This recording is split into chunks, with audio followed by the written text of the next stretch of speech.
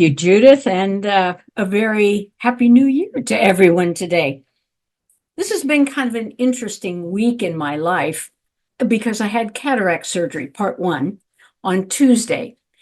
And for those of you, probably quite a few of you have already had cataract surgery, and many of you are probably going to be thinking about cataract surgery because there is nothing you can do, no exercise, no vitamin, no drug, no nothing that can change the relentless march of time on the lens of our eyes. The surgery is quite simple, 5 minutes. They take the lens out, they put the lens in, but there's something about, touching your eye. It's just like, oh, so it was very quick and easy and painless. The next day, I went in for my post-op checkup. So she says to me, well, take off your glasses and cover your old eye and read the chart. And as I'm sitting there, all I can see is this glow of light and four tiny ants. And I said to the technician, are those supposed to be alphabet? And she said, yes, I think they are. I said, well, tell you the truth, I can't see any of it. And as I was sitting there in that momentary flash, as so often happens, I thought, oh my gosh, this is such a great metaphor for the new year. Because in a very real sense, the new year is kind of a haze with maybe four little dots of hopes and dreams and plans that we already have set into motion. But we really can't see it, can we? The truth of the matter is, until tonight at midnight, 12:01 a.m., we will not begin to create the stories of 2024. Right now, it's just sort of a haze in the distance. And we're going to talk more about walking into that haze and moving forward into the new year next Sunday. But today, what also challenges me is as one eye is healing, the other eye still needs glasses. And I thought, isn't that true of 2023? When you're in the moment of something, it's really hard to see how it all works out in your life. And we've all had this happen. We were late for an appointment, we were all upset, and yet we met our new best friend. Something happened that we never thought we would do before, and our life changed in a whole new way, in a whole new direction.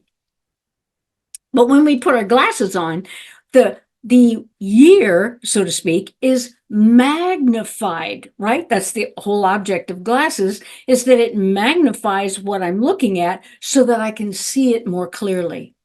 And I can see more clearly the course and the trajectory of 2023 now that I sit here in December of 2023, as opposed to December 31st of 2022. There's a lot of twos in all those numbers, isn't there? And I thought to myself, wow, how interesting. And this is why I love this particular service, and especially writing the letters to God. Because just the other day, I saw my letter. I put mine because I'm online, and I encourage those of you who are online, as Myrtle Fillmore used to tell us, you put it in the Bible, because what you are symbolically doing is putting your letter to God in the hands of God. You're not supposed to pull it back out and keep reading it and fixing it. You simply put it in the hands of God until 12 months from now. So just the other day, I read my Burning Bowl letter, and I was so surprised because December 31st of 2022, my husband and I believed, because of all kinds of things, we needed to move back to California. After living in Oklahoma for 15 years, we were going to have to downsize into a house that was half the size of what we have, and that we were going to have to make this move to avoid some rather unpleasant tax situations because it was out of state. We were out of state. And so the whole letter, last year's Burning Bowl letter, is this cathartic.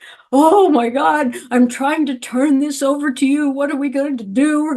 May we have peace in the move, and may all things come out right. And it just went on and on and on, as you can well imagine, all that angst at the moment. A week later, we went to our tax accountant and the real estate agent, and they said, I think that tax law has changed. So, doing some research, yes, in fact, the tax law has changed. And so, what we thought was going to be sort of the big climactic story of 2023 went poof up into smoke. And I had totally forgotten about it until I read that burning bowl letter. And my husband and I were laughing about it last night. It's like, can you imagine how upset we were last year at this time? So some things that seem so important in the moment don't become so. On the other hand, some things that were very tiny took on this huge momentum. Now, last year at this time, one of the things I really was very passionate about is my health was not where I wanted it to be. And so a friend of mine had gotten into this virtual challenge thing, and I thought, for a joke, I would do it. You see all those medals on the back wall? I earned them. They're exercise medals. I started as a joke last January, and there are 17 of them now, and they represent over 3,000 miles that I have either walked or biked or jogged or elliptical or whatever over the course of a year. And not only that, but it was, and that in itself was a really great thing. And my health has significantly improved because of it. But it's also that I've become an active participant in that online community. My circle of friends has widely increased because I'm one of the major contributors of that online group. Never on January 1st of 2023 would I have said that I was going to do all of that and all of the work and all of the time and all of the sweat that it took to have that goal accomplished. So what we're doing today, let's not hurry into January. It'll get here. Trust me, it's coming. But we're going to reflect. Because what the Burning Bowl service is all about, we talk about it as release. I'm going to use another word. I'm going to call it reset. We've got to reset ourselves to zero.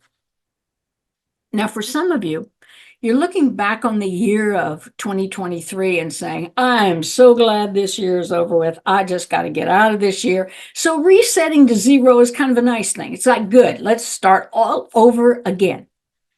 But for those of you, myself included, who have had a really good year of 2023, or from our perception of such, it's really hard to reset to zero.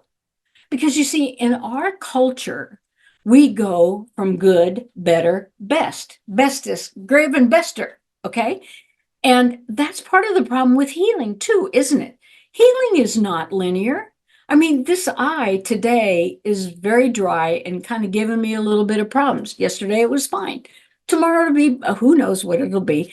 That's the nature of a healing journey. We cannot predict it. We must just simply allow.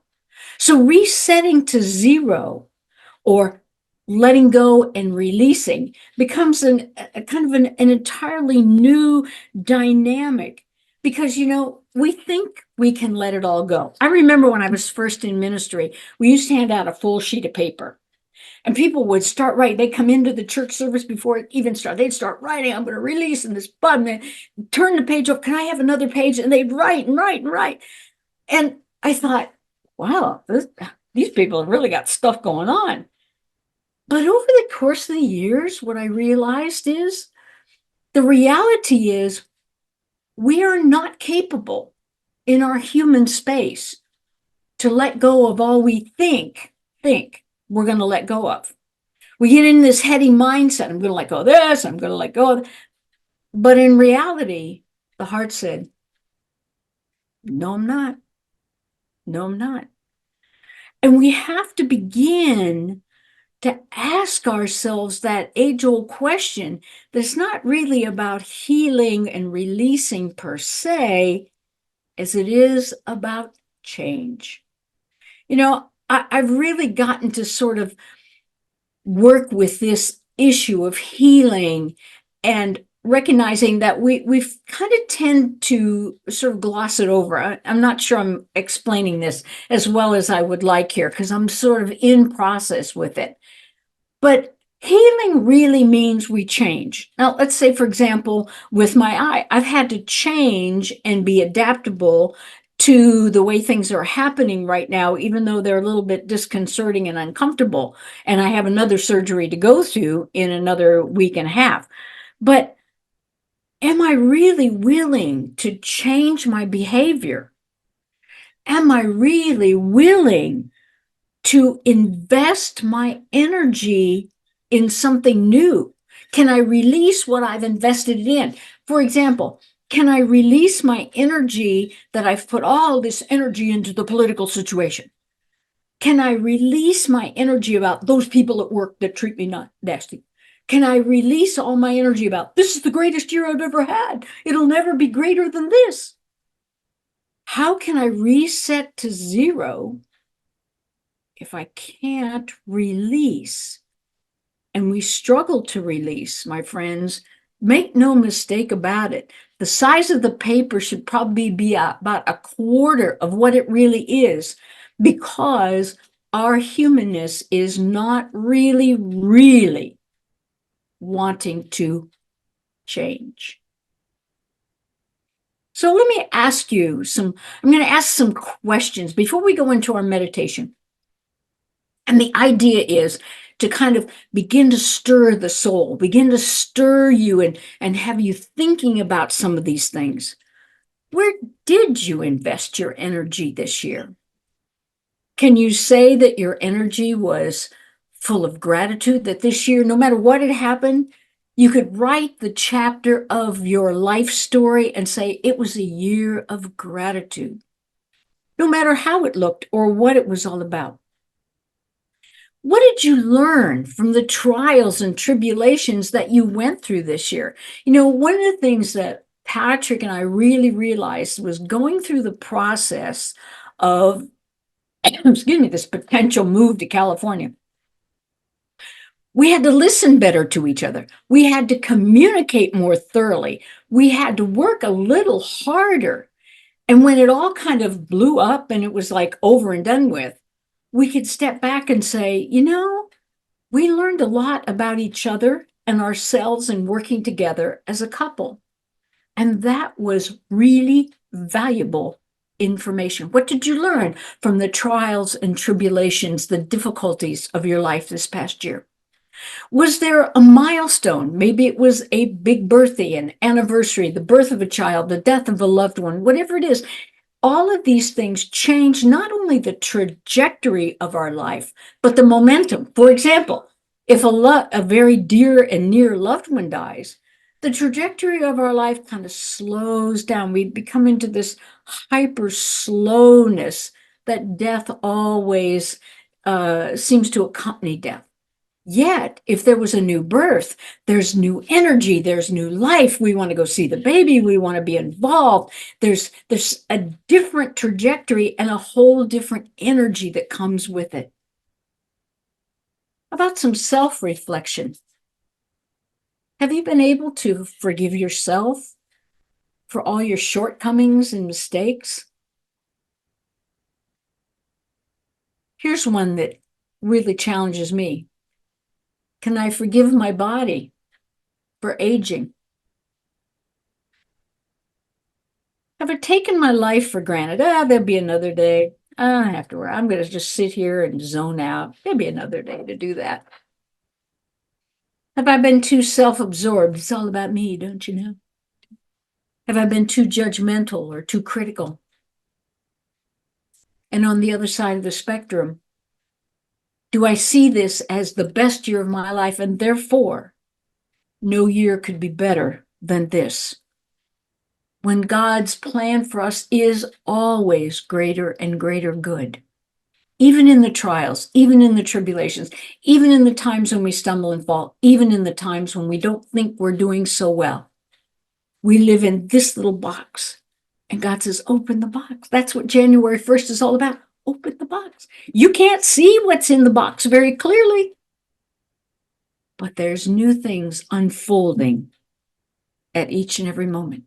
So I want you to move from all this stuff that you think you're going to release down into the heart to listen for what God is calling you, what your heart needs to let go of to feel lighter, to feel unburdened. And our process is simply this. In a moment, we're going to have a time of meditation. And at the end of that meditation, I will invite you to write whatever it is you are going to release on your release slip. Now, if you have a lot, it can be symbols, letters, numbers, stars. You don't have to write the whole encyclopedia. Then I ask you to simply fold it in half and put it aside. For at the end of our service, there will be a process by which we will burn your actual slips. And for those of us who are online, I invite you to do so at home. And we're going to end our service not in the typical way with a peace song, but with quiet. And as people come forward and burn their slip, I invite you to kind of maybe go back to your seat and just have a moment of feeling that release and knowing you are free and you are unlimited. So now let's set all distractions aside and get into that place where pens and papers, all the stuff you're thinking in your head, just put it aside and begin to breathe slowly, listening for the words and the vibration and the message that's playing on your heart. It is a song, it is a vibration, it is an attunement with the universal one. Relax your body, close your eyes, and let your attention float from the head to the heart, to the very center of your being, where you are one with the holy, the place where you and God alone meet in silence. Living Spirit of God, breath of life that we breathe, here we sit, open and willing to cooperate with your healing grace. We ask for the courage to step forward into the new year, free of the baggage of the past. As we gently breathe in, we make room for the presence of God, trusting in the inflow to soothe and strengthen us. And we gently release the breath and all that we hold and that holds us back from receiving in the new year. As we rest in the quiet, we release our focus on anything other than the guidance and direction of Spirit. Listen deeply. Listen carefully. Reveal to each one of us what we hold on to, what sorrow, what pain, what anger, what betrayal, what failure, what justification of rightness.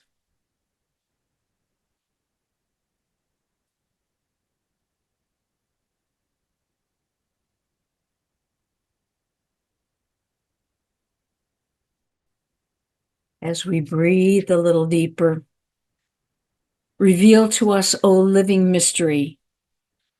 Search us in the innermost depths of our being.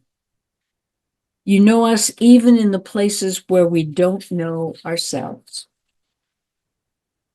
and what pain holds on to us, the expectations of others, the pain we've caused them, the disappointment, the heartache, the betrayal.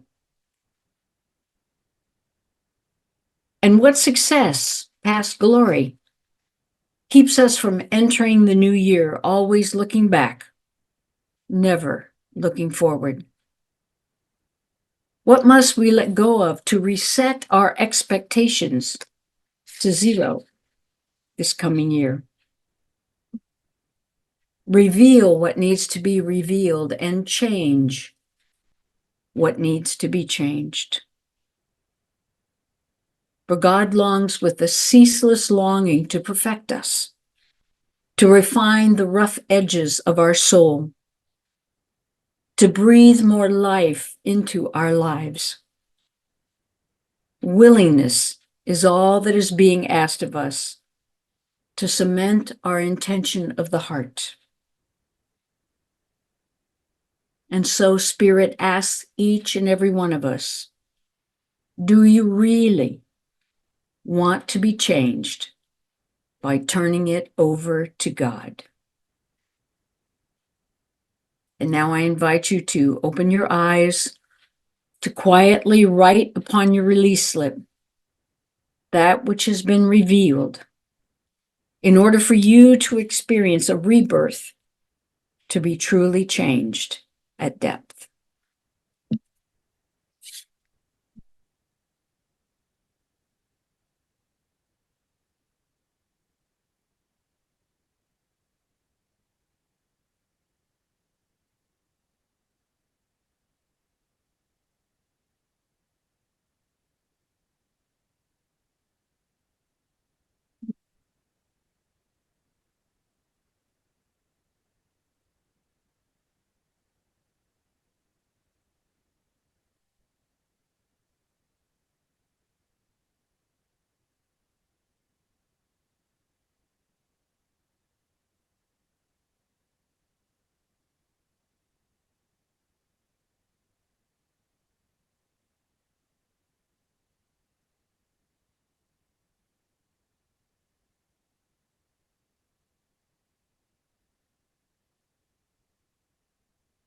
Let the paper take away your burdens. Feel them being removed from your shoulders. Let them go. Let them go. Bless your list. The revelations which has come from your inner work have blessed you with greater understanding and an awakening of yourself.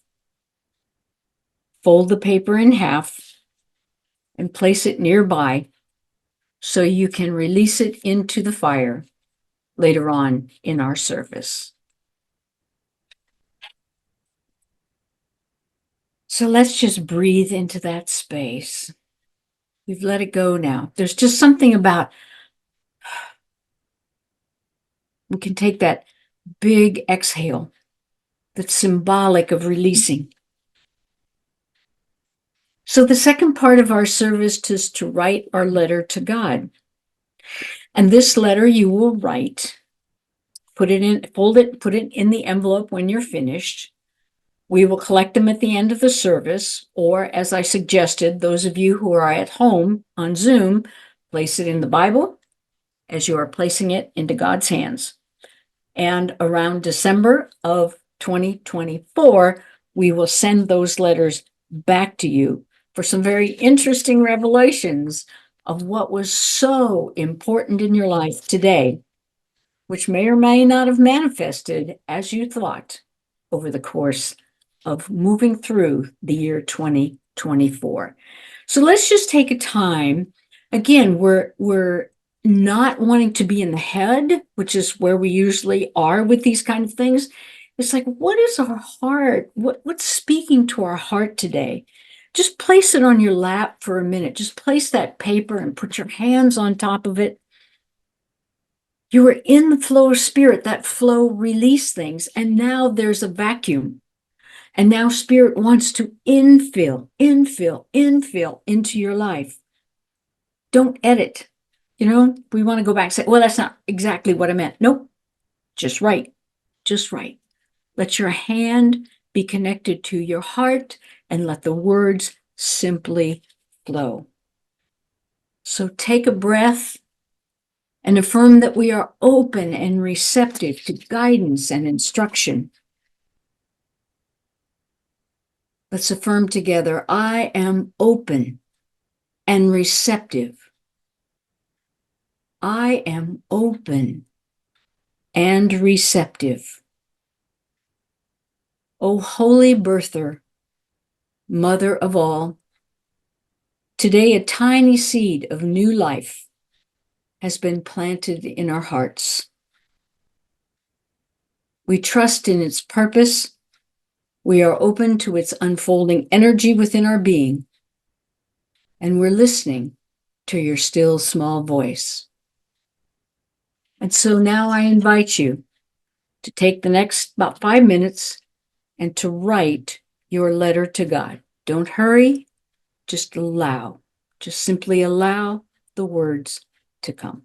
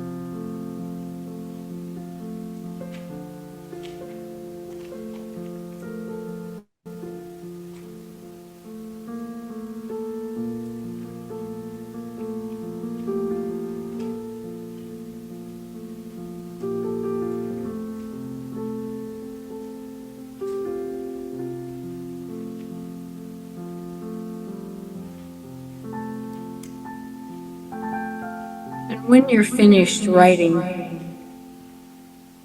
fold your letter and place it in the envelope. Be sure to address it to yourself and seal it. And we will collect them. The French poet Rainier Marie Rilke reminds us, do not seek the answers which cannot be given to you because you would not be able to live them. And the point is to live everything, to live the questions now. Let your heart not be troubled, neither let it be afraid. As we move into this new year, bold and brave, open to this chapter of life's next adventure. A very happy new year.